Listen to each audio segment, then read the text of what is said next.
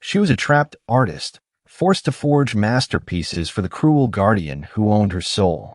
The intimidating collector whose priceless artifact she accidentally shattered should have been her end. But when her tormentor came to collect his final price, that collector didn't call for security. He unleashed his army. She didn't know she'd just been claimed by the city's most obsessed Mafia king. The faint, cloying scent of turpentine and forgotten dreams clung to the stale air of the back room, a perpetual companion to Alara's existence. Dust motes danced in the anemic light filtering through the grime-streaked window, illuminating the silent tragedy of her days. Her fingers, usually graceful and sure, a painter's fingers, trembled slightly as she meticulously applied a thin layer of protective varnish to a canvas. It was a painstaking, soul-numbing task, replicating the age-old cracks, the subtle fading, the very breath of time onto a piece that was, in truth, less than a century old. A forgery. Her current masterpiece, in a perverse sense. Every brushstroke was a lie, a betrayal of the vibrant passion that once ignited her soul. She was an artist truly, deeply, to her very core.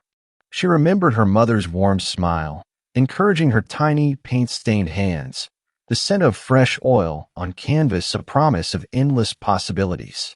Now, that promise was a mocking echo in the cold, echoing chambers of her heart. This restoration wasn't about preserving beauty. It was about manufacturing a lucrative deception for Mr. Thorne. The canvas before her, supposedly a minor Dutch master, pulsed with an anemic, manufactured glow, its faux history woven by her own aching hands. A bitter laugh, dry as rust, caught in her throat.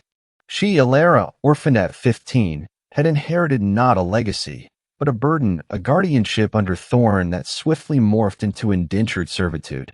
Her parents' modest trust fund had evaporated years ago, swallowed by Thorne's vague investments and her ever-mounting nebulous debts. Her stomach growled, a hollow ache that mirrored the emptiness inside her. She hadn't eaten properly in days, surviving on stale bread and the occasional cup of lukewarm tea. Thorne considered food a luxury, an unnecessary distraction from her important work. The thought stoked a simmering ember of anger deep within her, quickly doused by the suffocating blanket of despair. She was trapped, a bird with clipped wings, observing the gilded cage of Thorne's gallery from its darkest corner. The polished mahogany of the frames, the hushed reverence of the few legitimate pieces, all felt like a mockery. This was not the art world she had dreamed of. This was a black market masquerading as culture, and she its unwilling engine. A sudden sharp rap on the heavy wooden door made her flinch, her heart leaping into her throat like a startled sparrow. It was Thorne. It always was. He never knocked politely. It was always a demand, a sharp assertion of his unwelcome presence. She quickly placed her brush down, smoothing her smudged apron, trying to compose her features into the placid, obedient mask she wore for him. The door creaked open, revealing Mr. Thorne, his silhouette framed by the slightly brighter light of the hallway. He was a man made of sharp angles and even sharper suits, each one tailored to perfection, yet always carrying the faint, unsettling scent of cheap ambition trying to masquerade as old money. Today, it was an egregious lavender aftershave fighting a losing battle with the ingrained smell of aged paper and avarice. "Alara," he purred, his voice like sandpaper over silk, a sound that always raised goosebumps on her arms. He stepped in, his expensive leather shoes clicking softly on the worn floorboards, a jarring intrusion into her quiet agony. He surveyed the canvas with a critical eye, not appreciating her skill, but calculating his potential profit. "Excellent, my dear. Almost indistinguishable from the real thing. A testament to your unique talents." His smile was a thin, predatory slash across his face. She felt a prickle of revulsion. Unique talents? He meant her willingness to betray her own artistic soul. "It will be ready by tomorrow evening, Mr. Thorne," she replied, her voice flat, devoid of emotion, a practiced neutrality that she hoped concealed the churning resentment within. Her gaze remained fixed on a loose thread on her apron, anything to avoid meeting his cold, assessing eyes. He hummed a self-satisfied sound. "Good. The client is a particular." and wealthy. We wouldn't want to disappoint him, would we? He walked closer, his shadow falling over her, making the small space feel even more confined. She could almost feel the weight of his expectations, his threats, pressing down on her. Remember, Elara, your debt to me is considerable. The roof over your head, the food on your table, meager as it may be, is all provided by my generosity. And your cooperation. He emphasized the last word, a subtle warning woven into its syllables. He knew her vulnerability, knew that without him, she was truly adrift in a city that cared nothing for orphaned artists. She nodded silently, her jaw clenched so tight it ached. Every fiber of her being screamed in protest. But years of suppression had taught her the futility of resistance. What could she do? Where could she go? Thorn had seen to it that every door was closed, every hope systematically dismantled. She was a resource to be exploited, not a human being with dreams. I understand, Mr. Thorn. He gave a dismissive wave of his hand, satisfied. See that you do. I have a rather important engagement tomorrow. A grand auction at the Volkov Gallery. Perhaps you should join me, Elara. A chance to see real art, and to be reminded of the standards we strive for. The suggestion was not an invitation, but an order, a subtle means of asserting his control and parading his protege. He knew she hated these events, the glitzy hypocrisy, but he reveled in her discomfort. As he finally swept out, leaving behind the lingering, offensive scent of his cologne, Elara let out a shaky breath she hadn't realized she was holding. Her hands were clammy, trembling not from exhaustion now, but from a surge of suppressed anger, a furious, silent scream for liberation that died in her throat. She closed her eyes for a moment, picturing her own hidden world, a stark contrast to this sterile, deceitful workspace. Later, under the cloak of twilight, Elara slipped out of the gallery, the chill of the city night a welcome shock against her flushed skin. She hurried through the labyrinthine streets, the sounds of traffic and distant sirens a mundane symphony to her hurried footsteps. Her tiny apartment, a dilapidated walk-up above a bustling market, was her only sanctuary. The moment she closed the creaking door behind her, she shed the burden of Thorn's world. Here, the air smelled of her own endeavors of linseed oil, freshly ground pigment, and the faint, sweet scent of tea leaves. Canvases leaned against every available wall space, portraits with soulful eyes, abstract pieces bursting with color, landscapes that spoke of wild, untamed beauty. These were her true creations, her stolen moments of joy and rebellion. She ran a hand over a half-finished portrait, a young woman with a defiant gaze, her own unspoken longing reflected in the subject's eyes. It was a self-portrait in spirit, if not in likeness. This was where she truly lived, breathing life into her visions, pouring out the anguish and the faint, flickering hopes that Thorn sought to extinguish. She touched a vibrant blue, a shade that spoke of endless skies and deep, serene oceans. It was the color of freedom, a freedom she craved with every beat of her weary heart. A single tear traced a path down her cheek, blurring the edge of her vision. She longed to stand before the world with her own art, to create something honest and beautiful, not to meticulously craft lies for a man who saw her only as a tool. The world outside her window, a vast expanse of glittering lights and unknown possibilities, felt impossibly far away. She was an artist, trapped, slowly suffocating in the gilded cage of her obligations. But even in her deepest despair, a tiny, stubborn ember of defiance refused to die. She would go to Thorn's auction tomorrow, enduring the charade, but something within her whispered that this fragile peace, this forced stillness, was about to shatter. She just didn't know how or what dangerous storm would follow. The air in the Volkov Gallery was thick with a cloying perfume of old money, new ambition, and hushed power.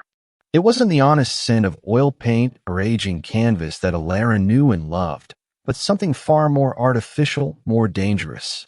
Crystal chandeliers, heavy as frozen tears, dripped light onto polished marble floors, reflecting the glittering facades of Manhattan's elite. Their low murmurs, punctuated by the clinking of champagne flutes, formed a dissonant symphony, a deceptive soundtrack to the covert negotiations and ruthless bids unfolding beneath the veneer of culture. This was a world of curated beauty, but beneath the surface, Alara knew it was a shark tank. Every smile was a transaction, every compliment a veiled assessment. She felt terribly, glaringly out of place in her simple, dark dress, a stark contrast to the designer gowns and bespoke suits swirling around her. Her head throbbed, a dull ache behind her eyes, a constant companion since she'd spent the last 48 hours hunched over a canvas for Thorn, completing another urgent commission. Exhaustion had settled deep in her bones, a persistent chill that no amount of forced smiles or strong coffee could dislodge. Mr. Thorn, however, was in his element. He strode through the crowd, a preening peacock in a tailored silk suit, his voice a greasy whisper as he charmed potential buyers, always with an eye on their wallets. He dragged Alara along, not as an associate, but as a silent prop, a testament to his supposed patronage of young, emerging talent. In reality, she was merely there to ensure his display pieces were immaculate, her hands trembling with the effort to appear steady as she adjusted a stray label or wiped a phantom smudge from a frame. "Careful, Alara," Thorn hissed, his breath hot against her ear as she meticulously repositioned a small, ivory-inlaid box on a velvet pedestal. "These aren't trinkets from your street market. This is art. This is money." His words, sharp as glass, were a familiar sting. She swallowed the retort, the fierce desire to tell him exactly what she thought of his art and his money, and simply nodded, her gaze fixed on the task. She felt like a ghost, moving through a world that refused to acknowledge her presence, let alone her pain. The glittering display of wealth only underscored her own crushing poverty, her utter lack of agency. A sudden, almost palpable shift in the atmosphere made the crowd's hum falter. A subtle ripple, a collective turning of heads, drew Alara's attention towards the grand entrance. The heavy mahogany doors, usually attended by liveried staff, swung open wider than usual, as if by an invisible force. And then he appeared. Dante Volkov. He didn't walk, he commanded the space. His presence was a physical force, a gravitational pull that drew every eye, every breath. He was taller than Alara had imagined, his frame lean and powerful, draped in a flawlessly tailored black suit that seemed to absorb the gallery lights rather than reflect them. His dark hair was slicked back, accentuating the sharp angles of his cheekbones, the uncompromising line of his jaw. But it was his eyes that truly held her captive, chips of obsidian, ancient and fathomless, that seemed to pierce through the superficiality of the room, evaluating, dissecting, and Alara instinctively knew judging. There was no arrogance in his stride, no overt showmanship, only an inherent, terrifying authority that needed no embellishment.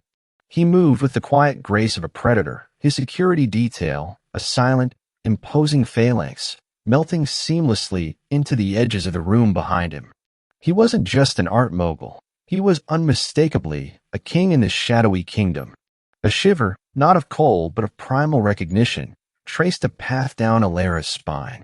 Her gaze, wide and terrified, accidentally locked with his across the crowded room. For a split second, the world narrowed to just them.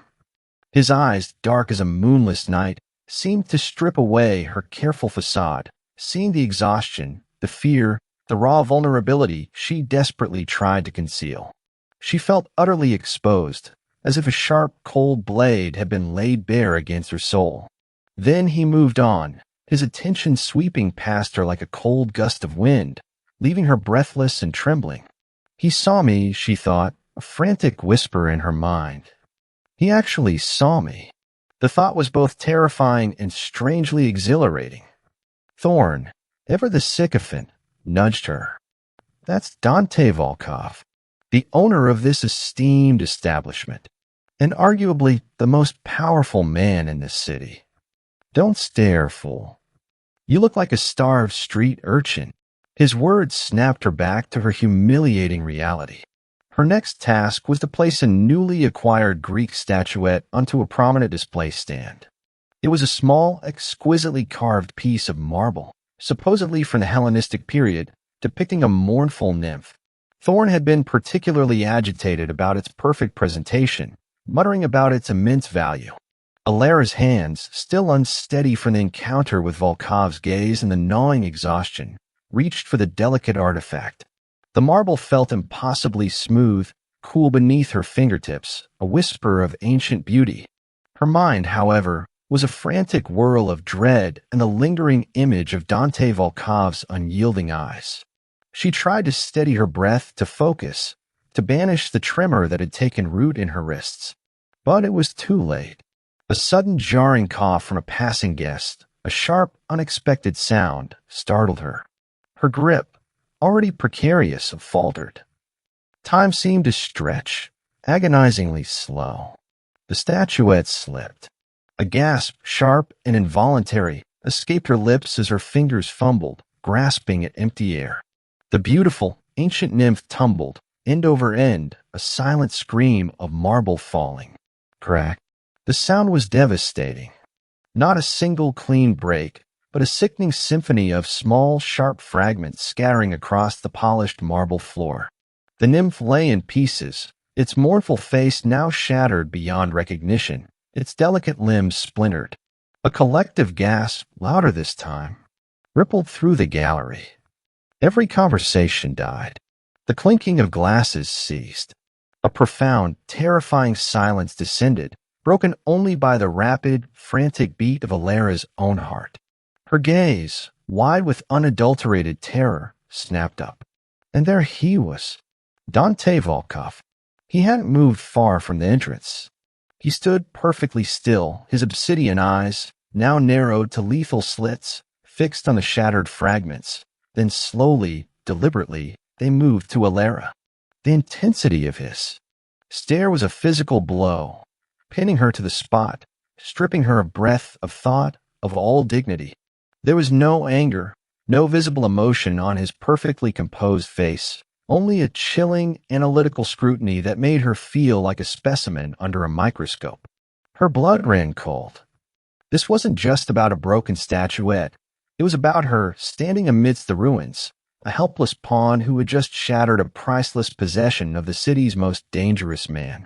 Mr. Thorne rushed forward, his face a mask of horrified outrage, a stark contrast to Volkov's unnerving calm.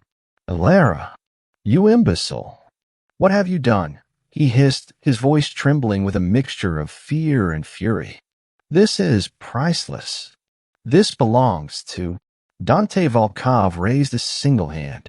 It was a small, almost imperceptible gesture, yet it silenced Thorne instantly, cutting off his frantic outburst as effectively as a slammed door. The Mafia boss didn't even look at Thorne. His eyes remained locked on Alara, a silent, burning interrogation. Then he simply turned his head, his gaze sweeping over the various artworks on display. His eyes landed on a large, abstract painting, a vibrant canvas of chaotic blues and stark reds that Thorne had been hoping to offload to a particularly notorious rival collector known to Volkov. That piece, Dante's voice was a low, resonant baritone, cutting through the stunned silence like a diamond blade. It was not loud, but it carried an undeniable weight, an absolute command that filled the vast gallery space. "I'll take it," Thorne stammered, his carefully constructed composure finally crumbling. "Mr. Volkov, with all due respect, that painting is already—" Dante's eyes, without leaving the painting, flicked briefly to Thorne, a fleeting, almost imperceptible glance that was nonetheless utterly chilling. "It is now mine," he stated, the words a decree, not a negotiation. He pulled out his phone, a sleek, minimalist device, and with a few rapid taps, the transaction was complete. A notification dinged softly on Thorne's own phone, a massive transfer, far exceeding the painting's asking price. The ease, the sheer effortless display of wealth and absolute power was breathtaking. He had just bought a painting he likely didn't want, simply to assert dominance and to make a statement, directly challenging Thorne's own dealings, effectively cutting him out. And he had done it without a single raised voice, a single outward threat, merely with the raw, terrifying force of his will and his limitless resources. He then looked at Alara again, his gaze lingering cold and sharp, like a surgeon's scalpel. He bought it to spite Thorn, she realized with dawning horror. And I am the reason he noticed Thorn at all. He had saved Thorn from having to deal with the immediate aftermath of her devastating blunder, but in doing so, he had asserted his power over them both. Alara felt a wave of dizzying dread wash over her. She hadn't just broken a statuette. She had, with one clumsy, terrified move, drawn the attention of the wolf. And now, she was utterly at his mercy, a tiny, fragile moth caught in the icy, dangerous light of the Mafia boss's sharpened gaze. Her fate, she realized with a sickening lurch, had just been inextricably tied to his. And she had no idea what that truly meant. The acrid scent of cheap disinfectant filled the tiny, cramped restoration room, a futile attempt to mask the pervasive odor of solvent and Thorn's insidious cologne. Alara stared at the shattered fragments of the nymph statuette, now carefully gathered in a shallow, velvet-lined box. Each splintered piece was a visceral stab to her already bruised soul, a tangible representation of her colossal failure. Her hands, still trembling hours later, felt clumsy useless. The memory of Dante Volkov's eyes, those bottomless pools of obsidian, haunted her, a silent predatory gaze that had branded itself onto her consciousness. An unfortunate accident, Alara, Mr. Thorn purred, his voice oozing false sympathy as he leaned against the doorframe, a sleek, expensive predator in his natural habitat. His smile was a thin, cruel line, devoid of warmth. And a most expensive one. He held up a thick, leather-bound folder. The preliminary assessment from Volkov's people. A conservative estimate, of course. For a piece of such rare provenance, one truly irreplaceable, the value is astronomical. Let's just say it far exceeds your current, shall we say, outstanding debt to me. Alara's breath hitched. She didn't need him to spell it out. She knew. She was already drowning. This was merely another ton of lead added to the chains dragging her down. Mr. Thorn, I can try to repair it. It might be possible with time to... He cut her off with a dismissive flick of his wrist. Repair? My dear girl, it's shattered beyond belief. What's broken cannot truly be mended. Only replaced. And in this case, a replacement is simply not an option. He paused, letting the words hang in the air, heavy with unspoken threats. However, he continued, his tone shifting, now almost jovial, a terrifying indicator of his true intent. I have a solution. Proposition, if you will, to make amends. And to ensure your continued well-being. Her stomach coiled into a tight gold knot. Nothing good ever came from Thorn's propositions. She knew, with a chilling certainty, that whatever he suggested would only plunge her deeper into his web. What is it? She asked, her voice barely a whisper, a thin thread of sound against the oppressive silence. A masterpiece, Alara, he declared, his eyes gleaming with avarice. A lost work. A legendary artist, whose brushstrokes are priceless. I have a client, a rather discerning individual, who believe he has located such a piece. A suggestion that with your unique talents, it could be brought back to its former glory. If you understand my meaning. He tapped the folder with a knowing smirk. She understood. He wanted a forgery. Not just any forgery, but one of such magnitude that it would shake the very foundations of the art world. A deception so audacious it made her artistic soul scream in protest. This wasn't restoration, it was outright fabrication. You want me to fake a lost masterpiece? The words tasted like ash on her tongue. I want you to create a masterpiece, Alara, Thorn corrected smoothly, his voice laced with menace. One that will alleviate your financial burdens. And if you refuse, his smile vanished, replaced by a cold, hard glare. I will ensure that every gallery, every institution, every collector in this city knows you as the clumsy, incompetent orphan who shattered Dante Volkov's prized possession. I will publicly expose your artistic integrity, or lack thereof. You'll be ruined. Blacklisted. Without a penny or a name to your own. And then, who will pay for the roof over your head, Alara? Who will protect you from Mr. Volkov's wrath, which, I assure you, will be far more permanent than mere financial ruin? His words were a suffocating shroud, wrapping around her, stealing her breath. Ruin. Exposure. The terrifying, unspoken implication of Dante Volkov's vengeance. She saw herself destitute, her artistic dreams crumbling into dust, her very existence rendered invisible. Her tiny apartment, her hidden canvases, her last bastion of self, will be stripped away. There was no escape. Not from Thorn, and certainly not from the shadow of the Mafia boss she had accidentally offended. Despair, cold and absolute, washed over her. Just as the bleak reality of her new, inescapable prison settled, a faint, metallic click echoed from the corridor outside the restoration room. It was too quiet, too deliberate for Thorn's clumsy staff. Her heart hammered against her ribs, a frantic drum against the encroaching dread. The door, which Thorn had left ajar, slowly, silently pushed open further. And there he stood. Dante Volkov. He filled the doorway, a dark, imposing silhouette against the gallery's more illuminated hallway. He wasn't smiling. He wasn't overtly threatening. His presence alone was the threat. He wore a dark gray suit today, impeccably tailored, its fabric a soft whisper of power. His eyes, those chilling obsidian depths, landed first on Thorn, a brief, dismissive glance that nonetheless made the older man visibly flinch.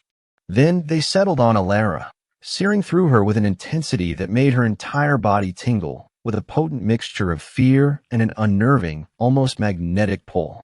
Thorn, Dante's voice was a low, guttural rumble, a predator's growl. It was soft, yet it commanded the very air around them. Our little discussion on a value seems to have reached an impasse. He didn't wait for a response. He simply stepped into the room, his security detail, two hulking men in dark suits, appearing silently behind him, blocking any escape. They moved like shadows, their hands conspicuously close to their jackets, their eyes scanning every corner. Thorn, for all his bluster, visibly paled. Mr. Volkov, an unexpected pleasure. We were just discussing options. He tried to regain his composure, a desperate, fumbling effort. Dante ignored him, his gaze never leaving Alara. Alara, he said, his voice softer now, a dangerous silken thread that nonetheless prickled her skin. I believe we have some unfinished business regarding my statuette. She swallowed, her throat suddenly dry. I apologize, Mr. Volkov. It was an accident. I can assure you, I will do everything in my power to... Your power. He cut her off, a faint, almost imperceptible smirk touching the corner of his lips. Your power, little artist, is precisely what we are discussing. He finally shifted his gaze to Thorn, a chilling spark igniting in his dark eyes. You were attempting to extort her.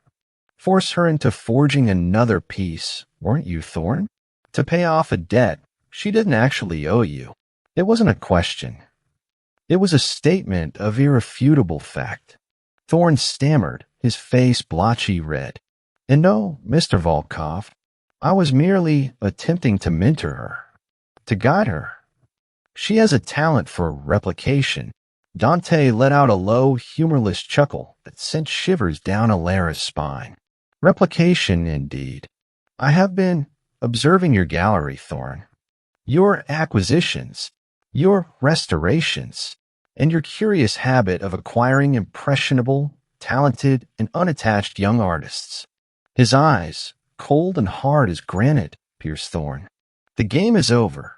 He turned back to Alara, his expression softening imperceptibly, yet his voice remained laced with an iron will. The damage to my statuette is substantial and cannot be undone. However, I'm a pragmatic man, Alara. There are other forms of compensation. He took a step closer, the scent of his expensive, subtly musky cologne, so unlike Thorn's cloying perfume, filling her senses. It was dangerous, intoxicating. Your talent. It belongs to true art, not to cheap imitations for petty criminals. You will come with me. Alara's mind reeled. Come with him. To do what? She whispered, her voice a fragile bird. To work. Dante replied simply, his eyes dark, unreadable. For me, to truly restore, to create, to learn what real art demands, and perhaps to repay a debt that is owed to me, not to him. He gestured dismissively towards Thorn, who stood frozen, utterly defeated. Consider it an exclusive commission. My protection for your artistry. A very generous offer, considering your recent slip. It was a demand, not an offer. But in her current abyssal despair, it sounded like a lifeline. Thorn's threats were real, immediate, and utterly inescapable. Dante, though terrifying, represented a different kind of cage, one perhaps with gilded bars and a promise of actual creative freedom, even if it came with his chilling possessiveness. She had no options. Absolutely none. She looked at Thorn, his face a mask of furious, impotent rage, and then back at Dante, who stood there, an unyielding monolith of power. Ah, I accept, she finally managed, the words a raw whisper torn from her soul. A flicker of something akin to satisfaction, subtle and dangerous, crossed Dante's face. Good, he said, the single word a chilling seal on their new, unspoken contract. He turned to Thorn, his voice dropping to a low, lethal growl. She is no longer your concern, Thorn. You will forget her name. Forget her face. If I hear even a whisper of you attempting to contact her, or anyone else affiliated with me, you will deeply regret it. My patience, unlike my resources, is not infinite. The threat was clear, unequivocal. Dante then extended a hand towards Alara, not a gentle invitation, but a command. His fingers were long, strong, the knuckles slightly scarred, hinting at a life far removed from polished art galleries. She stared at it, a symbol of both her salvation and her new captivity. She had traded one master for another, one gilded cage for an even more opulent, more dangerous one. With a silent, heavy sigh of resignation, tinged with a terrifying spark of desperate hope, she placed her trembling hand in his. His grip was firm, possessive, a silent claim. Pack your essentials, Dante instructed his men, who moved with practiced efficiency towards her small apartment. Her art supplies, and anything else she values. His eyes locked with hers. You are coming home, Alara. To my home. She looked back at Thorn, a man utterly broken, his empire already crumbling. Then she let Dante guide her away, her small bag, containing her precious secret artworks, already being carried by one of his silent guards. The world outside Thorn's defeated gaze was waiting, a world of untold luxury, unfathomable danger, and the unsettling absolute possession of Dante Volkov. She was no longer Alara, the struggling artist. She was now irrevocably claimed by the collector, and she had no idea what price she would truly pay for her freedom. The opulence of Dante Volkov's world hit Alara like a physical blow, a gilded fist that both stunned and suffocated. She hadn't been taken to a mere house, but a sprawling, secluded complex overlooking the Hudson River, a fortress of glass and steel nestled amidst manicured gardens. Black SUVs, silent and formidable, had whisked them away from Thorn's decrepit gallery through the city's glittering veins, until they arrived at gates that slid open with an almost imperceptible hum, revealing a private drive lined with ancient oaks. The air inside was cool, meticulously controlled, smelling faintly of old leather, expensive wood polish, and something indefinable power, perhaps, distilled and bottled. Her small bag, containing her precious hidden artworks and a few changes of clothes, had been vanished by a silent, efficient housekeeper who moved like a whisper. Alara found herself in a suite that dwarfed her entire former apartment, with floor-to-ceiling windows offering a panoramic vista of the river, a bed so vast it felt like a separate continent, and an in-soot bathroom that resembled a spa. Every surface gleamed. Every fabric invited a touch, yet she felt a profound sense of unease, a pervasive chill beneath the luxurious warmth. This wasn't freedom. It was merely a larger, more elaborate cage. Dante Volkov had, with chilling efficiency, placed her under his direct, unwavering supervision. His presence, even when he was not physically in the same room, was omnipresent. Guards, silent and watchful, seemed to melt into the shadows, their presence a constant reminder of her confinement. She caught glimpses of cameras, subtle eyes hidden in the corners of rooms. Every meal was brought to her suite by another silent attendant, exquisite dishes she barely touched. She was safe, yes, but also undeniably, inescapably watched. The tension hummed in the very air she breathed, a relentless pressure against her fragile peace. The first few days were a blur of bewildered adjustment. Alara felt like a specimen, observed and analyzed. Dante himself appeared at unexpected moments, sometimes in the vast, minimalist living room where she often retreated to stare out at the river, sometimes at the edge of her suite, simply standing there, his dark eyes scrutinizing her before offering a brief, almost curt, instruction or question. "You ate barely anything," he remarked one evening, his voice a low, even tone that held no discernible emotion, yet managed to convey an unshakable authority. He stood by the arched doorway of her suite, a glass of amber liquid swirling in his hand, his silhouette framed by the softened glow of the hallway lights. Alara flinched, startled, her cup of herbal tea clattering softly against its saucer. I wasn't very hungry, Mr. Volkov." She hated the way her voice always faltered around him, sounding so small, so utterly submissive. "Dante," he corrected, his gaze unwavering. "And hunger is not a suggestion, Alara. It is a biological necessity. You are an artist. Your body is your tool. Neglect it, and your art suffers." He paused, taking a slow sip of his drink, his eyes never leaving hers. "Do not confuse your resentment for Thorn with self-punishment." His words, blunt and unexpectedly insightful, struck a nerve. Resentment, fear, a profound sense of loss. They had indeed been gnawing at her appetite, turning food to ash in her mouth.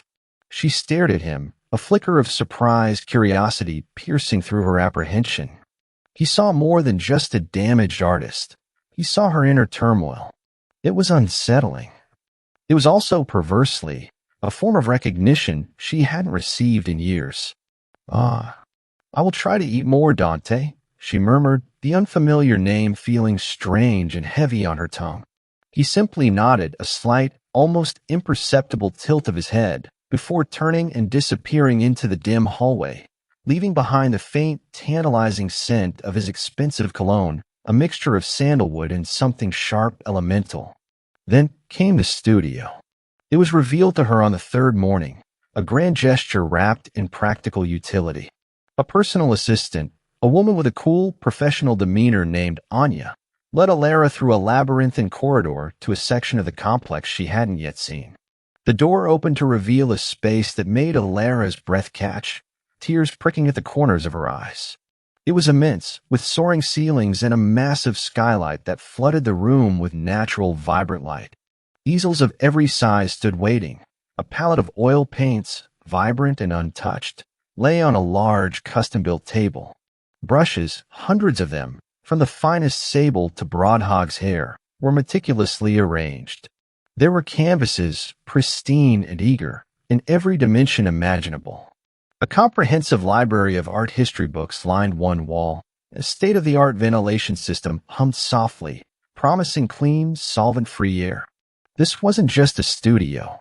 It was a sanctuary. It was everything her artistic heart had ever longed for, a dream she had buried so deep, she'd forgotten it existed.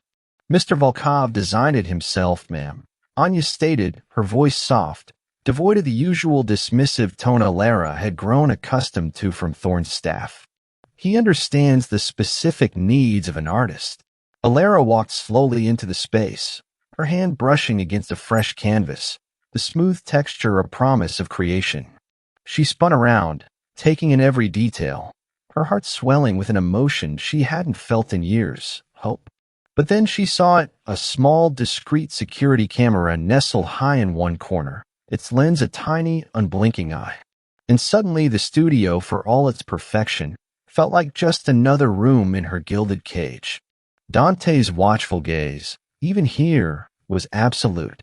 The hope mingled with a renewed sense of suffocating confinement. He had given her everything an artist could desire, but at what cost? And would she ever truly be free to create something purely her own, or would even her art now belong to him? Despite the lingering unease, the siren call of the canvas was too strong to resist. Day by day, Alara found herself drawn into the studio, the familiar rhythm of brush against canvas slowly reawakening a part of her soul she thought was dead. She started small, sketching, then experimenting with colors, allowing herself to simply create without the pressure of forgery or Thorn's looming threats. She worked in quiet solitude, the only sounds the soft scrape of charcoal, the rustle of paper, the distant hum of the estate. Dante often found her there, sometimes in the late afternoon, sometimes late at night. He rarely spoke, merely observing her from the doorway or from a large leather armchair he had placed in a corner, his presence a silent, yet formidable anchor in the vast space. His eyes would trace the lines of her current work, then shift to her face, a deep, unsettling scrutiny that made her skin prickle. She tried to appear unaffected, to lose herself in her art, but she was always acutely aware of him, of the heat of his gaze, the quiet power emanating from him. One evening, as she was painstakingly layering glazes on a landscape inspired by the view from her window, Dante's voice broke the silence. "The light is different there," he mused, his voice a low murmur that seemed to fill the expansive room. More ethereal in the early morning, sharper, more direct in the afternoon. Alara froze, her brush hovering over the canvas. She turned, surprised.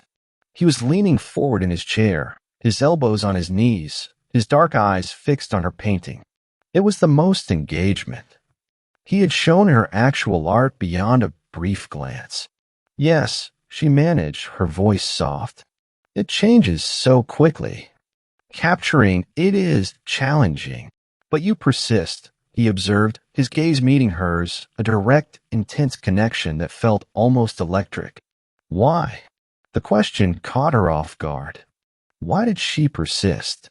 Because it's beautiful, she said, choosing the simplest truth. Because it exists. And sometimes capturing that fleeting beauty, that truth, it feels important.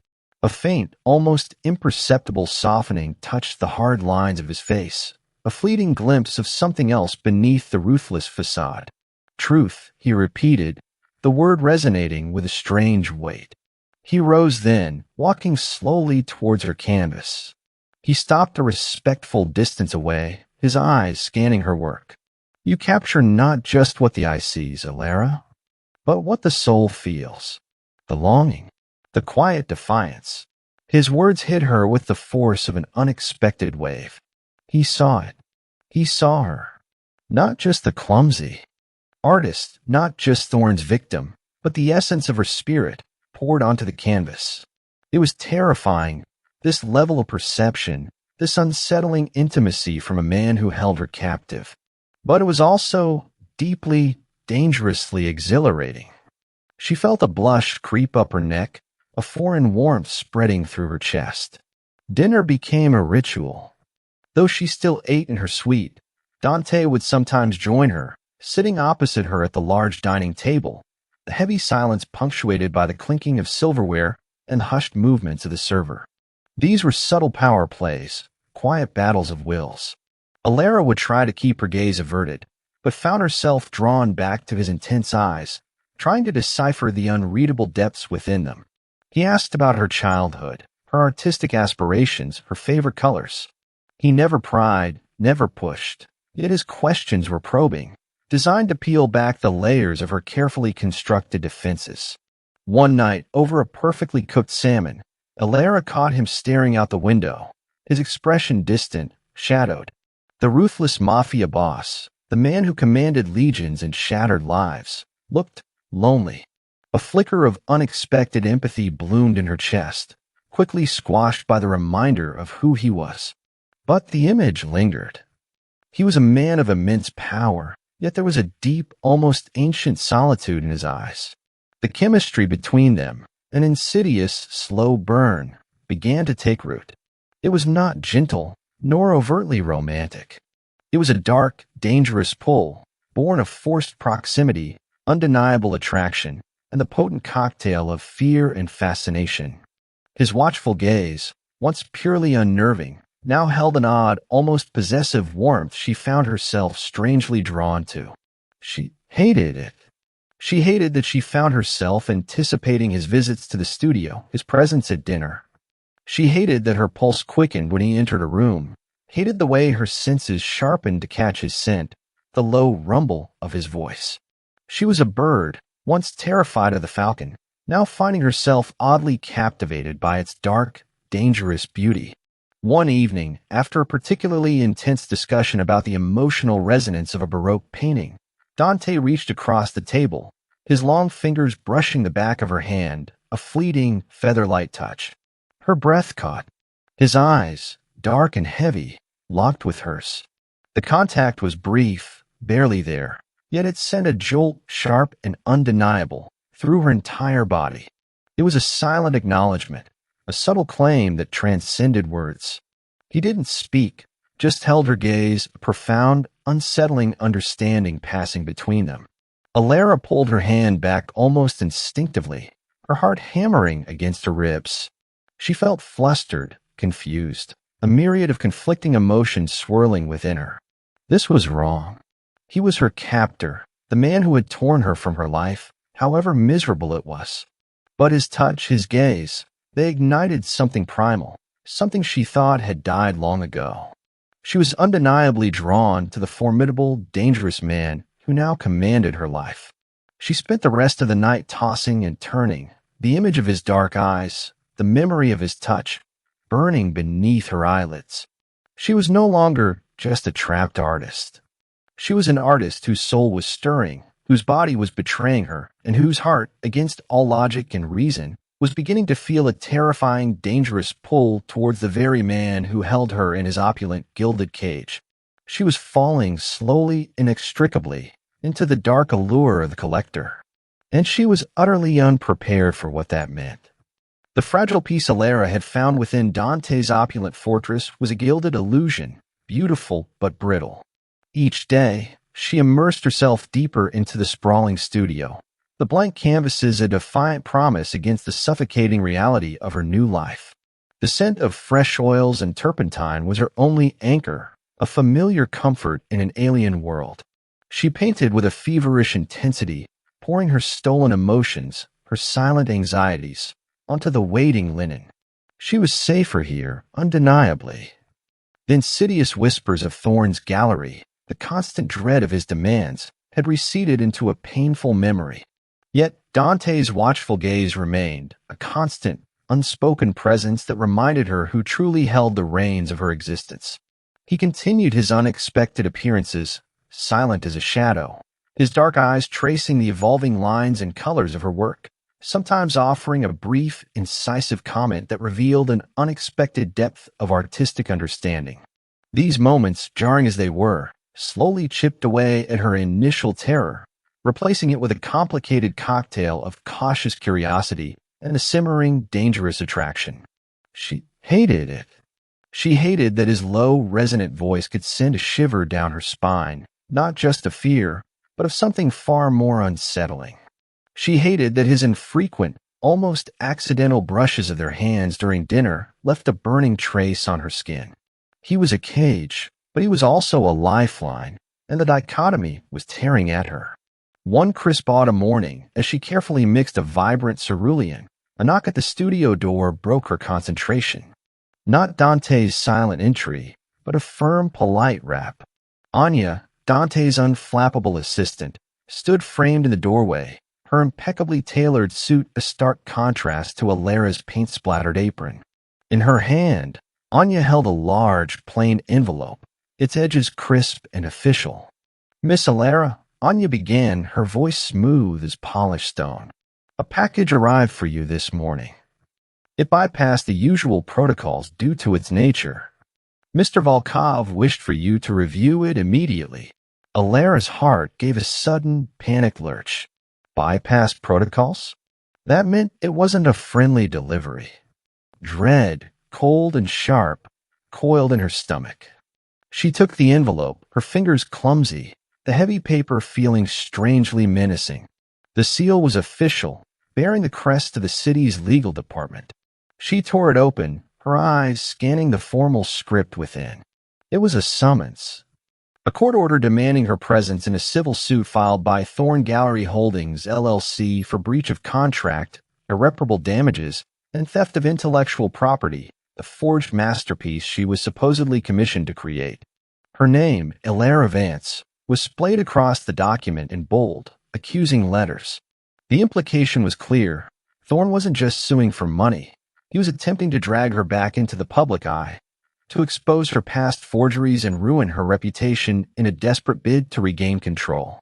His final, pathetic attempt to reclaim his stolen asset. A wave of nausea washed over her, making the studio's bright light suddenly too harsh. This was it. This was the end of her fragile sanctuary. Thorn hadn't given up. He was using the system, twisting it to his own vile ends. The carefully constructed piece around her shattered. She felt a sickening resurgence of the old helplessness, the suffocating grip of his power reaching out from beyond these walls. And this, Anya continued, her voice unwavering, as she produced a small wrapped parcel from a discreet pocket inside her jacket. This was inside the outer packaging. Ilara's eyes fell upon the parcel. It was wrapped in plain brown paper, tied with rough twine. Something about its shape, its familiar worn texture, sent a fresh jolt of terror through her. Her fingers fumbled with the twine, her breath catching in her throat. When the paper peeled away, her gasp was raw, ragged. It was her small, hand-carved wooden bird. A robin caught mid-flight, its tiny wings delicately rendered. Her mother had carved it for her, a simple, cherished memento, the only tangible link to her true past.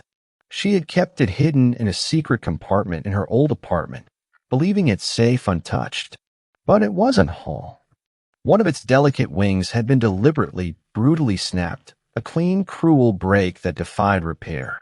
And beneath it, etched crudely into the wood, was a single, chilling word, mine. The message was unmistakable. Thorn wasn't just after her. He was after her soul, the last vestiges of her childhood, her memories, her very identity. He was telling her that even in Dante Volkov's impenetrable fortress, she was not beyond his reach. He was a ghost haunting her past, and he was coming for her present. A scream gathered in her throat, silent, suffocating. Her hands trembled so violently she almost dropped the broken bird. Her artistic soul recoiled from the deliberate destruction, the senseless violence against something so innocent and beloved. "Is everything all right, Miss Ilara?" Anya asked, a flicker of concern in her usually impassive eyes. "No," Ilara choked out, her voice raw, close to tears. "No, it's not. He knows where I used to live. He found this. He broke it." She clutched the broken bird, the sharp edges of the splintered wood digging into her palm, a physical manifestation of her shattered world. Anya's expression hardened almost imperceptibly. "Understood. I will inform Mr. Volkov immediately." She turned to leave, her movements swift and efficient. "Wait," Ilara cried, a desperate plea. What will he do?" The thought of Dante's reaction, the ruthless, cold efficiency she knew he possessed, sent a fresh wave of fear through her. She was terrified of Thorn, but she was equally terrified of the man who now possessed her and what he might unleash.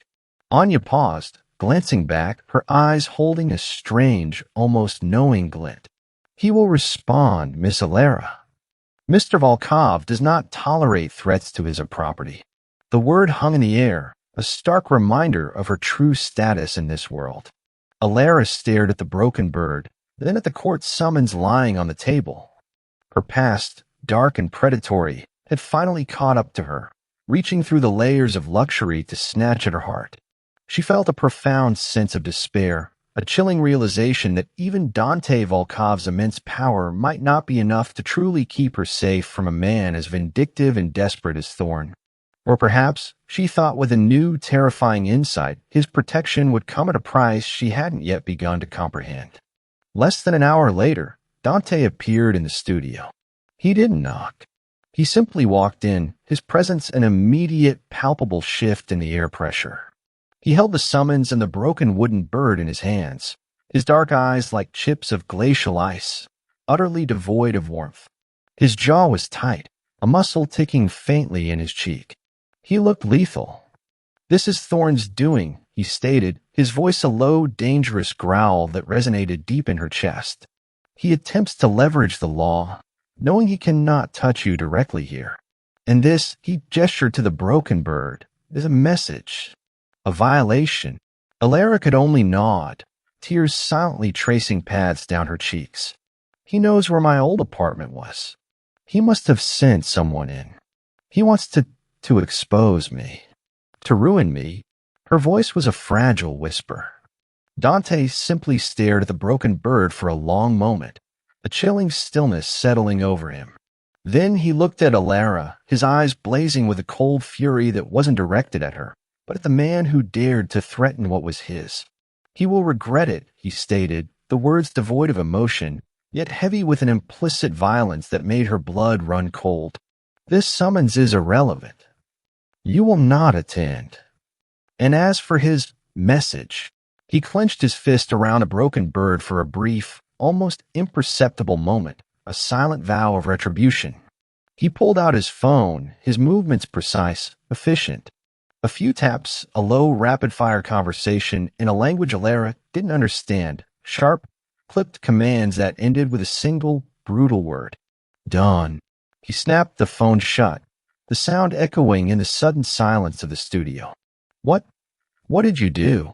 Alara asked, her voice trembling. Dante's eyes, still burning with that terrifying, cold fire, locked with hers. "Mr. Thorne will find that his gallery's primary legitimate funding has been, shall we say, rerouted. His legal team will discover certain discrepancies in their own affairs that will require their immediate, undivided attention. And his personal finances will become suddenly, irrevocably, liquid. He will be too preoccupied with the collapse of his own carefully constructed world to bother with petty civil suits." He paused, a ghost of a dangerous smile touching his lips. "And as for his men who violated your former residence, who dared to touch your possessions," his gaze hardened, "they will be educated on the consequences of crossing my territory. Consider it a learning experience for them." "A painful one." Alara stared at him, a profound shock washing over her. She hadn't seen him raise a hand, hadn't heard a single threat of physical violence, yet she knew, with an absolute, terrifying certainty, that Thorne's world and the lives of those who served him were now irrevocably shattered. Dante hadn't just handled the threat, he had erased it. His efficiency was chilling, his ruthlessness absolute. He didn't just protect, he annihilated. A strange, paradoxical feeling began to bloom in her chest. A deep, almost primitive sense of security, mingled with a profound awe at the sheer, unyielding power he wielded. She was terrified of him, yes, of the dark, dangerous man who could unravel lives with a single phone call. But she was also undeniably, terrifyingly safe. Safer than she had ever been in her life. Thorne could no longer touch her, could no longer threaten the last vestiges of her soul. She was protected fiercely, absolutely, by a man who saw her as his own.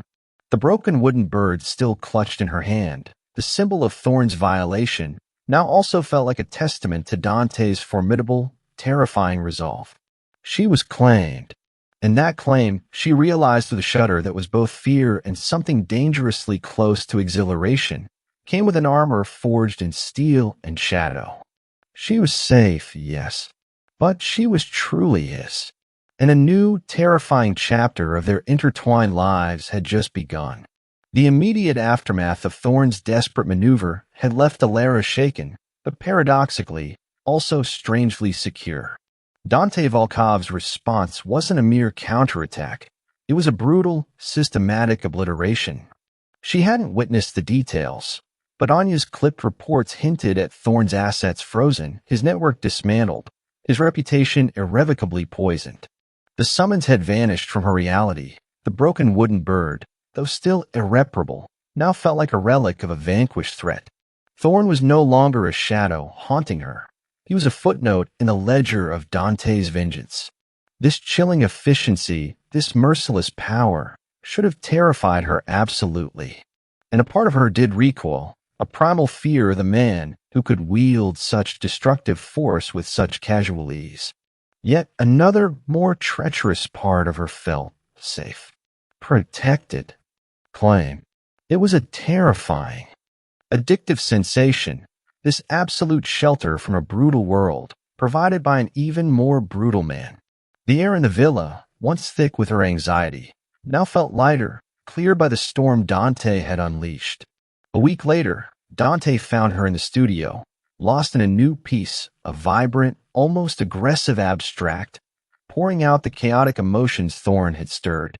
He stood silently for a long moment, observing her work, then spoke, his voice low and even. "I have something for you." He gestured to a large, intricately carved wooden chest that two of his men had carefully placed near the center of the studio. It was old, the dark wood gleaming with a patina of age, bound with straps of worn leather and intricate brass fittings. The scent of ancient wood and something vaguely herbal, like dried leaves, emanated from it.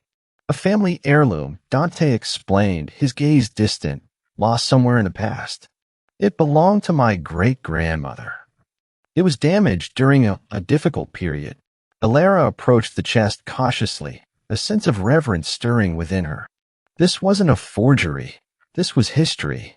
She ran her fingers over the smooth, cool wood, feeling the faint grooves of a faded carving. "What do you want me to do with it?" "Restore it," Dante replied, his voice a low rumble. "Bring it back to its original state. And if there are any secrets, uncover them. It has been sealed for decades." His eyes, usually unreadable, held a glimmer of something she couldn't quite identify, a blend of nostalgia, a faint regret, and something akin to a silent plea. This was not a command. It was a trust, a vulnerability. For weeks, the chest became Alara's focus. She worked with meticulous care, her artist's intuition guiding her. She cleaned away layers of grime and old varnish, mending hairline cracks in the wood, patiently restoring the faded carvings of intertwined vines and strange, mythical beasts. Dante would often sit in his armchair, observing her, sometimes for hours, lost in his own thoughts. The usual tension between them slowly softened, replaced by a comfortable, unspoken rhythm. They would share cups of strong, dark coffee in the mornings, the aroma mingling with the smell of her restoration materials, and sometimes he would bring her a glass of aged whiskey in the evenings, watching the amber liquid catch the light. One afternoon, as Alara was carefully probing a particularly intricate carving, her tool snagged. A faint click echoed from deep within the wood. Her breath hitched. A small, almost invisible seam appeared, and with gentle pressure, a hidden compartment, cleverly concealed within the chest's thick walls, sprang open. Inside, nestled on a bed of faded velvet, was a single yellowed parchment scroll bound with a delicate silver ribbon. "Dante," Alara called softly, her voice filled with a tremor of discovery. "I found something." He was by her side in an instant, his movements swift and silent. He stared at the scroll, his face unreadable, but a palpable tension radiated from him. His hand, usually so controlled, reached for the parchment with a slight tremor she almost missed. He carefully unrolled it, revealing a beautifully illustrated family tree, hand-drawn and annotated with elegant calligraphy. But it wasn't the tree itself that held his gaze. Tucked behind it, almost hidden, was a faded photograph, a sepia-toned image of a young woman with fierce, dark eyes strikingly similar to his own, holding a stern-faced infant. An inscription on the back in elegant, looping script read, "For my beloved son, Mikhail. May you always remember your mother's strength." Elena Volkov, 1922. Dante's jaw tightened, his eyes fixed on the photograph. His formidable facade, the impenetrable mask of the Mafia boss, cracked, revealing a raw, unvarnished grief. He looked incredibly young, incredibly vulnerable. "My great-grandmother," he murmured, his voice hoarse, strained. and her only son, my grandfather. Mikhail. He sat heavily on the stool beside her, the parchment resting on his knees, his gaze still lost in the past. Elena Volkov, he began, his voice barely a whisper, a stark contrast to his usual authoritative tone. She built this entire empire, in its earliest form, after my great-grandfather was eliminated. She was left with nothing but a babe and a name that enemies sought to erase. She fought for Mikhail, for her family's future. She protected what was hers with a ferocity that terrified men twice her size. He paused, a deep sigh escaping his lips. She lost everything to ensure my grandfather survived.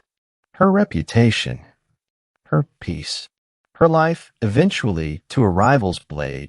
Alara listened, captivated, her heart aching for the spectral woman in the photograph, and for the man beside her who bore the weight of that legacy. She saw not the ruthless Mafia boss, but the grandson, carrying the inherited burden of a matriarch's sacrifice. His empire wasn't just about power. It was a monument to survival, a shield forged from generations of blood and loss, a desperate, unending act of protection. He hadn't just chosen this life. It had been thrust upon him, a mantle of duty passed down through a lineage of survivors. She built it for him, Alara said softly, her voice filled with a burgeoning empathy. To keep him safe. Dante looked up, his dark eyes meeting hers, a raw, exposed vulnerability shining in their depths. Always, he confirmed, his voice thick with emotion. Always to keep them safe. What you see now, the galleries, the businesses, the influence, it is all built on the same principle. To never be weak enough to lose what is mine. To never allow what happened to her, to him, to happen again. He clenched his fist, the parchment crinkling slightly under his grip. My parents were the same. They believed that absolute power was the only true shield. And I. He trailed off, his gaze returning to the faded photograph, a deep sorrow etched on his features. I inherited that belief. The responsibility. The constant vigilance. There is no escape from it, Alara. Alara reached out, her hand hovering for a moment, then gently rested it on his forearm. His skin was warm beneath her touch, surprisingly soft, a stark contrast to the rough texture of his tailored suit. It was a purely empathetic gesture, an offering of comfort, a silent acknowledgement of his profound ancestral pain. He didn't flinch, didn't pull away.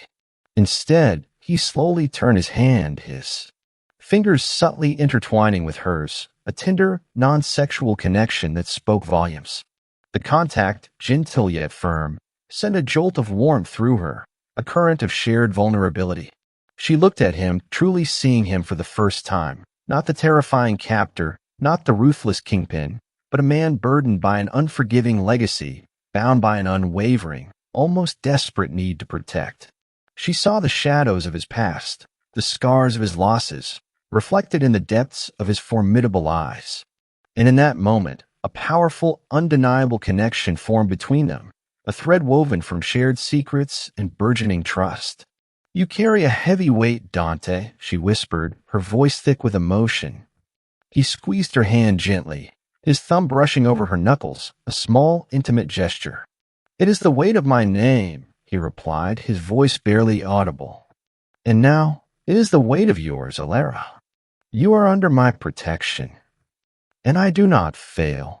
His words, possessive and absolute, no longer sounded like a threat, but a profound, almost sacred vow. Alara felt a deep sense of belonging settle within her, a feeling she hadn't known since her parents' deaths. It was a dangerous belonging tied to a dangerous man, but it was real. And as she looked into his dark, troubled eyes, she knew, with a terrifying certainty, that she was irrevocably tied to him, to his empire, to his wounded soul. The connection was both a promise and a perilous trap, an intoxicating blend of shelter and inescapable claim. And for the first time since she had shattered his statuette, Alara felt a sliver of hope that perhaps, just perhaps, this opulent cage might also be her sanctuary. She just had to survive the darkness that came with it. The fragile equilibrium Alara had found within Dante's world shattered with a whisper of possibility, a seductive promise delivered in the unassuming guise of an old email address. Weeks had passed since Thorne's pathetic, brutal attempt at retribution. His name was now a toxic stain on the art world's ledger, his empire a crumbling ruin. Alara felt safe, almost cocooned, in Dante's formidable protection. She painted ceaselessly, her studio a haven, her art finally breathing with true, unburdened life. Yet a part of her, the artist yearning for independent validation, still yearned for a world where her talent wasn't tied to a mafia boss's possessive claim. One quiet afternoon, while researching a rare pigment for a new piece, Alara discovered an unread message in an old, forgotten art forum account, a forum she hadn't touched since before Thorne. The sender was anonymous, the subject line cryptic. Regarding the lost Vasily fragment, unique authentication required. Her heart gave a sudden, powerful lurch. Vasily. The name was legendary, whispered among serious art historians, referring to a series of highly experimental, almost mythological frescoes from the early Renaissance, believed to be lost forever. A fragment, even a rumored one, was beyond priceless. The message detailed a clandestine viewing, a strictly confidential opportunity for a select few experts to authenticate the piece before its discreet acquisition by a private collector. The location was a disused warehouse on the city's industrial edge, notorious for its labyrinthine, forgotten art storage facilities. The anonymity, the secrecy, the sheer audacity of the claim, it all screamed danger, yet also whispered to the deepest, most sacred part of Alara's artistic soul. This was the kind of discovery art historians dreamt of, a chance to touch history, to contribute something truly monumental, unburdened by Thorne's corruption or Dante's ownership. Her stomach tightened with a potent mix of excitement and apprehension. This could be it, she thought, her fingers tracing the glowing words on the screen.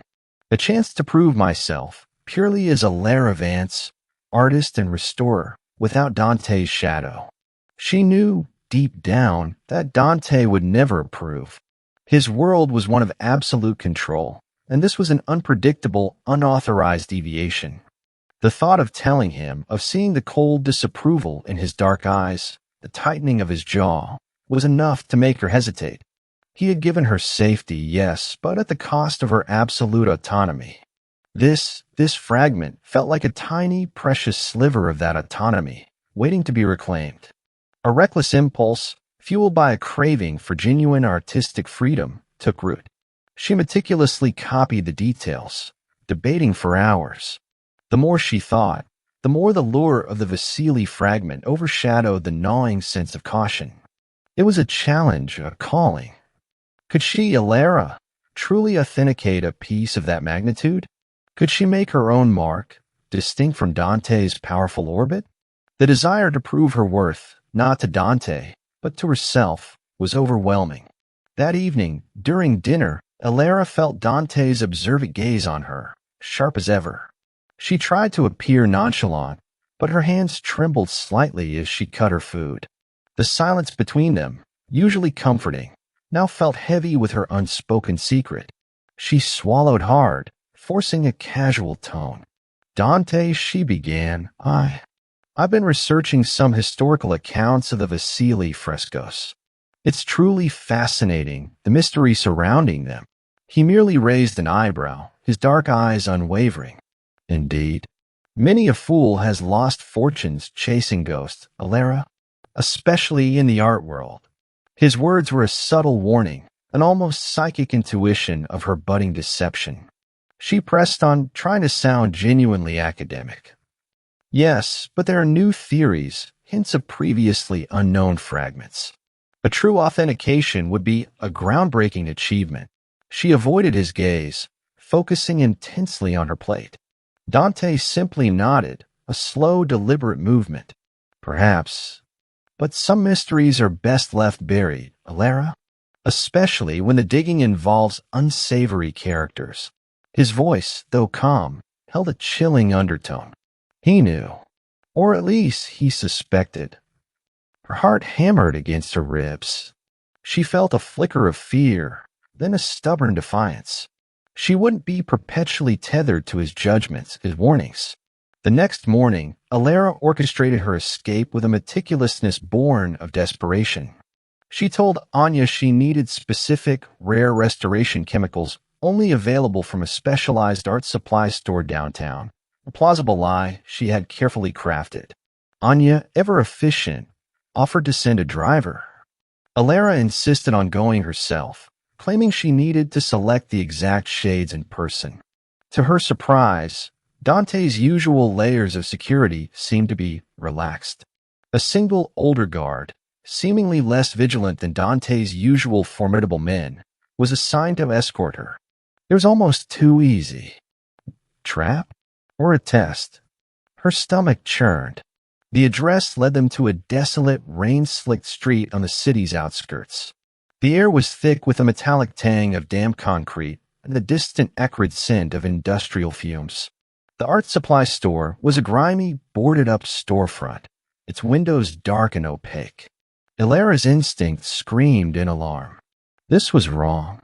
Terribly wrong. This can't be it, she murmured to the guard, her voice tight with rising panic. This is clearly abandoned. The guard, a burly man with kind, tired eyes, frowned, checking his phone. My instructions were precise. Mississippi Building 17B. He gestured to a barely visible number above the peeling door. Perhaps they use a side entrance. Just as Alara's unease coalesced into outright terror, a sharp, metallic clang echoed from an alleyway beside the building. The guard, his hand moving instinctively to his hip, turned towards the sound.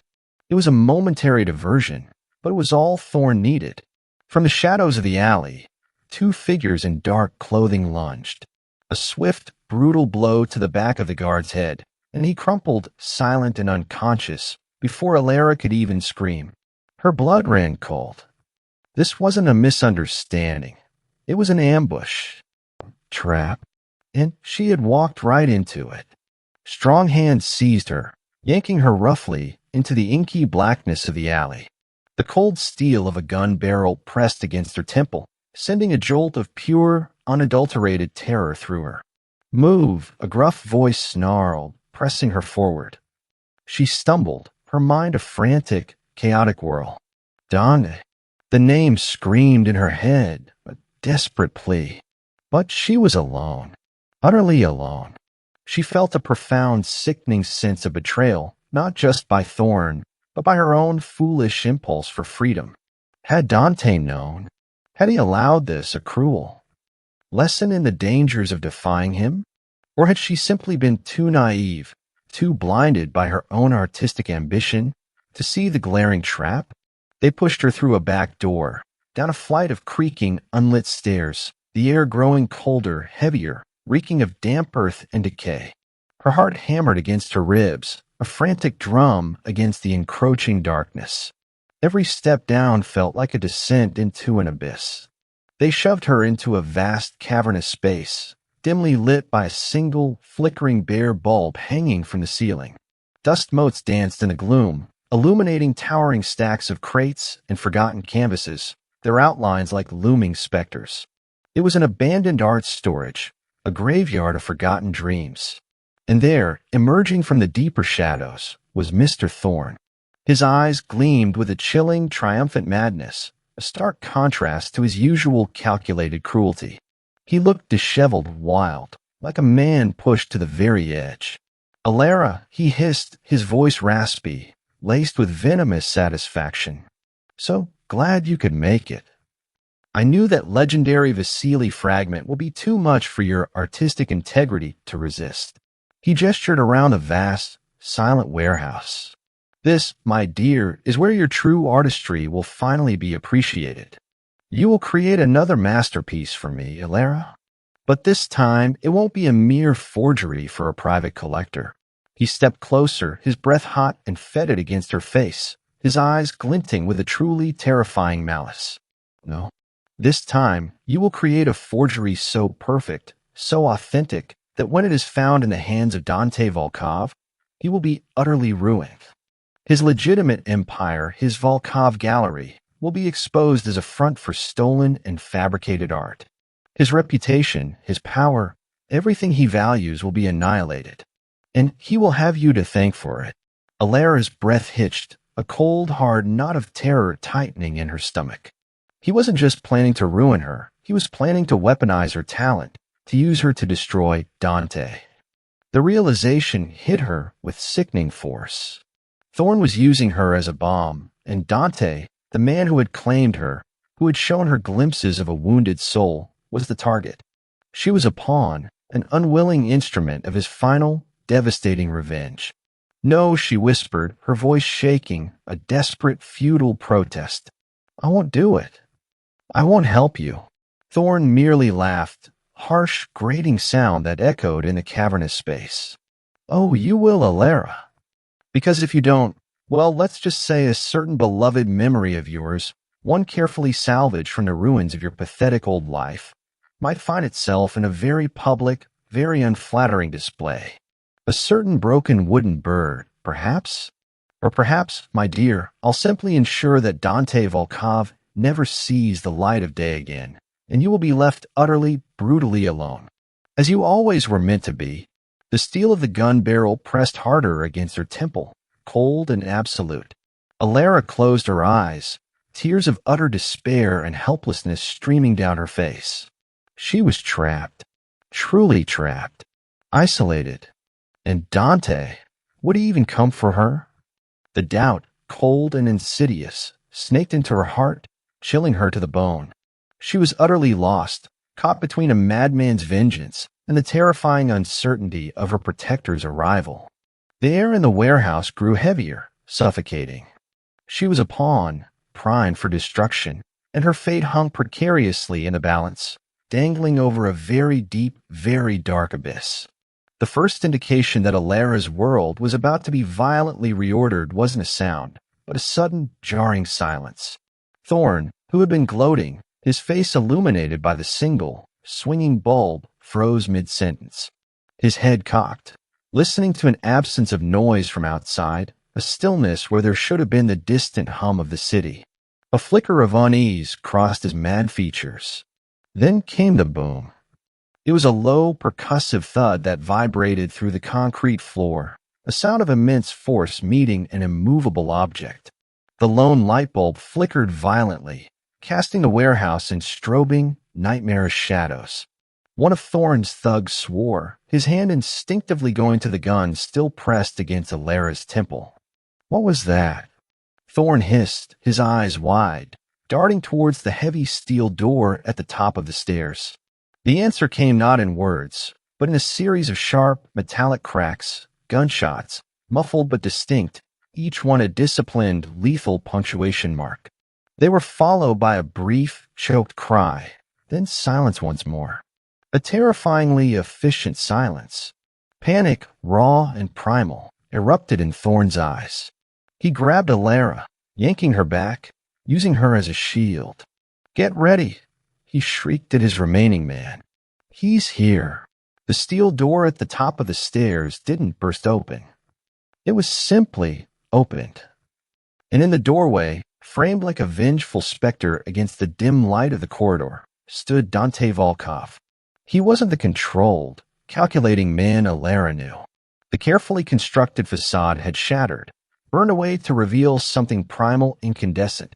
His suit was still immaculate, but his tie was gone, the top buttons of his shirt undone. His eyes were not cold obsidian now. They were molten fury, blazing with a possessive, territorial rage that promised absolute annihilation. He wasn't a mafia boss. He was a predator who had come to reclaim his mate. Thorn's man raised his weapon, a tremor in his hand. Before he could even aim, a figure materialized from the shadows beside Dante Anya, shockingly, holding a suppressed pistol with the calm precision of a seasoned operative. A soft thud, and the gunman crumpled, a neat hole appearing in his forehead, his shot going wide and ricocheting harmlessly off a distant crate. Alara stared, her mind struggling to process the lethal efficiency. This was Dante's world. This was his power. Now only Thorn was left, pathetic and trembling, holding Alara in a desperate grip. Stay back, Volkov, he screamed, his voice cracking. I'll kill her. I swear I will. Dante didn't even glance at the dead man. His gaze was locked on Thorn, a look of pure, unadulterated loathing. He took a slow, deliberate step down the stairs, his movements fluid, impossibly graceful, each footfall echoing like a death knell in a cavernous space. You put your hands on what is mine. Dante's voice was a low, terrifying growl, a sound from the very depths of a beast's chest. You broke what was hers, and you dared to use her name as a weapon against me. There is no corner of this earth you could have hidden in. With a speed that defied belief, Dante closed the distance. Thorn tried to bring his gun around, a clumsy, panicked motion. Dante's hand shot out, not grabbing the weapon, but Thorn's wrist, the crack of bone sickeningly loud in the sudden silence. Thorn screamed, high-pitched, agonized sound, the gun clattering to the floor. Dante ripped Alara from his grasp, pushing her gently but firmly behind him, shielding her with his own body. And then he turned his full, unleashed fury upon Thorn. It was not a fight. It was a dismantling. A brutal, methodical deconstruction of a man. Alara watched, a silent, horrified witness, as Dante moved with a lethal, terrifying grace. Each blow was precise, aimed not to kill, but to break. He was a force of nature, a storm of controlled violence. He didn't just want Thorn dead. He wanted him to suffer, to pay for every second of fear Alara had endured.